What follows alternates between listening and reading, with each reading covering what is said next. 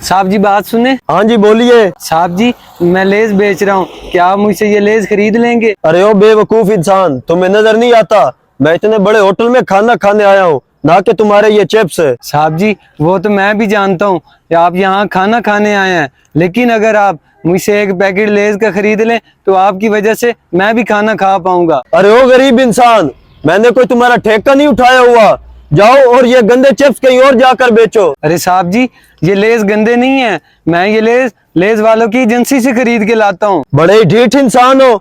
मैंने तुमसे पूछा ये लेस तुम कहाँ से लेकर आते हो? ऐसे ही मेरा वक्त जाया कर रहे हो। अरे साहब जी अगर मेरी वजह से आपका वक्त जाया हुआ है तो मैं उसकी आपसे माफी मांगता हूँ। मैं तो बस इतना चाहता था कि अगर आप ये लेस का पैकेट खरीद लेते तो मैं भी एक वक्त का खाना खा पाता। मुझे तुम्हारी माफी की कोई जरूरत नहीं, तुम खाना खाओ या भूखे मरो। अब सामने से हट जाओ। मैं अभी होटल के मालिक से जाकर बात करता हूँ कि आप लोगों ने कैसे कैसे भिखारी दरवाजे के सामने खड़े किए हुए हैं। मेरे परवरदिगार, तूने इस जहान में कैसे कैसे जालिम लोग भेजे हैं जिनको गरीब और मजबूर इंसान का रत्ती बराबर एहसास नहीं है।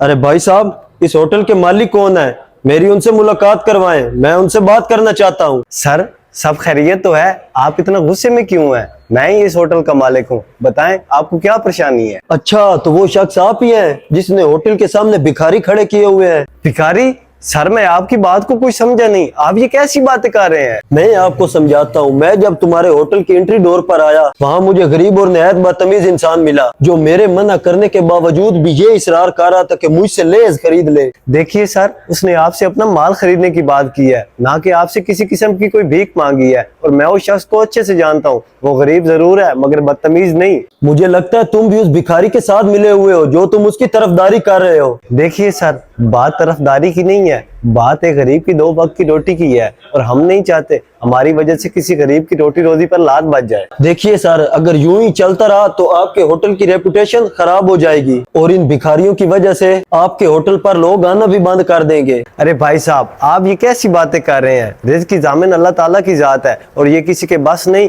कि उसकी वजह से मेरा रिज्क रुक जाए। और मेरी एक बात याद रखिएगा, वो कहते हैं ना, तुम जमीन वालों पर रहम करो, आसमान वाला तुम पर रहम करेगा। लेकिन परेशान करने वाले हमेशा सुकून के मुतलाशी रहते हैं। भाई आप बिल्कुल ठीक कह रहे हैं। मैं ही बेवकूफ था जो उस गरीब के साथ इतना जुल्म किया और मैं अपने किए पे बहुत शर्मिंदा हूँ। मैं अभी जाकर उस गरीब शख्स से माफी मांगता हूँ।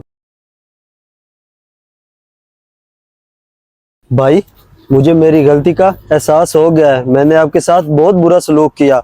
हो सके तो आप मुझे माफ कर दे और ये कुछ पैसे पकड़े और ये लेस का कार्टन आप मेरी गाड़ी में रख दे। जी भाई साहब, आपको माफी मांगने की कोई जरूरत नहीं है, आपको एहसास हो गया, मेरे लिए यही काफी है। पर मेरी एक बात याद रखिएगा, अगर अल्लाह पाक ने आपको इज्जत और पैसा दिया है तो आप गरीब का एहसास किया करें, क्योंकि जो दे सकता है वो ले भी सकता है।